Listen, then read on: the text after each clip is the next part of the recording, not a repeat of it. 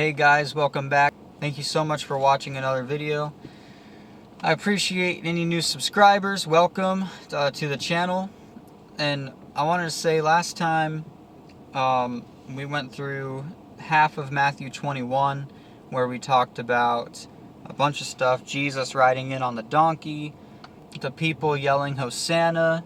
He went into the temple and he flipped the tables and drove out the people that were selling and buying in there because it's a house of prayer and they're making it a den of thieves and robbers. He curses the fig tree, and then the Pharisees asked him by what authority he does these things, and Jesus asked them a question and they tell him they don't know because they were afraid of Jesus, and then they were afraid of the people. So Jesus told them, "Neither will I tell you by what authority I do these." And now he's about to give a couple of parables. He says, "What do you think? A man had 2 sons, and he went to the first son and said, 'Son, go and work in the vineyard today.' And he answered, 'I will not.' But afterward he changed his mind and went." So we see the first son, he told his father, "I will not do this, I will not go." But then later on, he went and did it. And then he went to the other son and said the same. But that son said, "I will go, sir," but he did not go. Which of the 2 sons did the will of his father? And the Pharisees answered him, "The first." And Jesus said to them, "Truly I say to you, the tax collectors and the prostitutes go into the kingdom of God before you. For John came to you in the way of righteousness, and you did not believe him.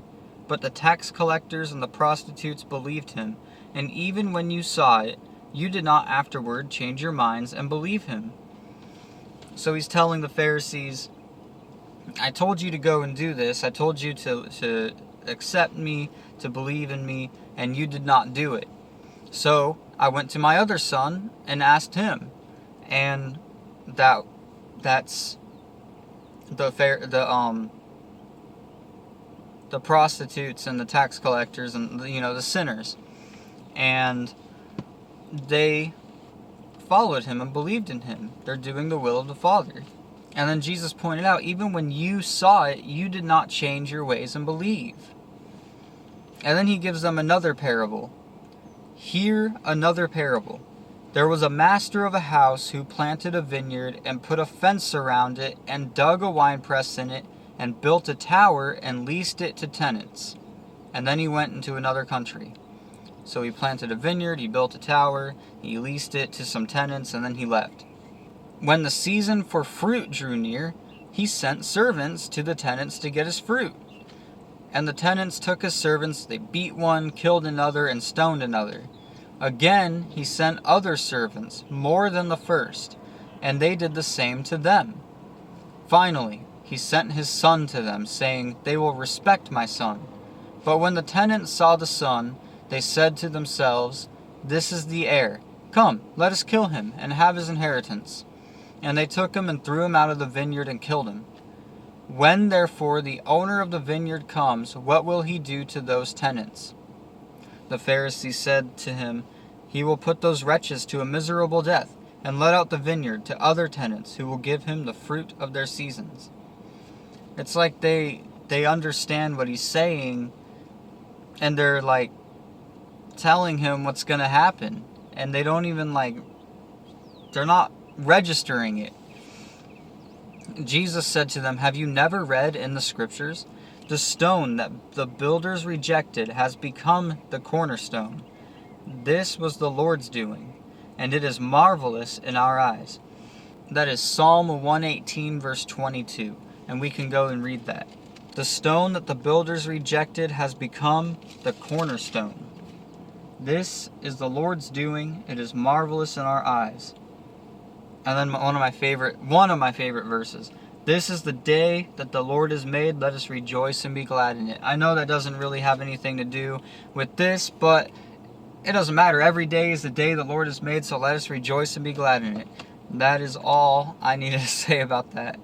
And so as he's saying this, he says, "Therefore I tell you, the kingdom of God will be taken away from you and given to a people producing its fruits. Who produces the fruits? It's the people that say, Jesus, I understand that I do not have good things in my heart. I understand that my ways are evil, but I want you to be the Lord of my life, and I need you to put your Spirit in me to help me produce good fruits. Transform me and change me. Baptize me. Help me to be born again, and let me do your will and not my own. It's those people that want that relationship, that want to put off the sin in their life, that they want to put off the flesh.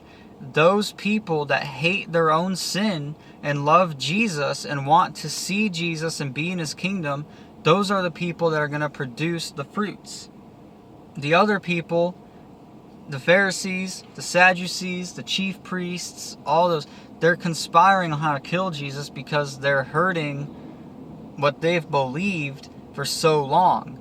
They took the law and made it what it wasn't intended to be because it's about love and mercy, and these people are making it a whole legalistic thing, and Jesus is trying to tell them that, but they've known this for so long, they think Jesus is wrong. And they can hear and understand a little bit of what Jesus is saying, but they're not in agreement. And Jesus just specifically told them, therefore I tell you, the kingdom of God will be taken away from you and given to a people producing its fruits. And who produces the fruits? The sinners that Jesus calls, and those sinners that, as he's calling them, accept the call and follow him. And the one who falls on this stone will be broken to pieces, and when it falls on anyone, it will crush him. When the chief priests and the Pharisees heard his parables, they perceived that he was speaking about them. So they understood that he was talking about them, and they didn't like that. But they didn't say anything about it or do anything about it, and we'll see why right here. When the chief priests and the Pharisees heard his parables, they perceived that he was speaking to them. And although they were seeking to arrest him, they feared the crowds because they held him to be a prophet. The Pharisees are cowards. They were so afraid of the crowds doing something against them, or conspiring against them, or leaving them and not giving them attention if they did anything to Jesus, because they held him to be a prophet. So they're just full of words. That's it. They just talk. They don't do anything. They want to arrest him. They want to hurt him. They want to punish him. But they're not doing it because they're afraid of the crowds. And also, we have to remember, it's not the time for that. Jesus has some more things to do, some more things to teach, some more confrontations. There's still time for him to do certain things that these people cannot arrest him.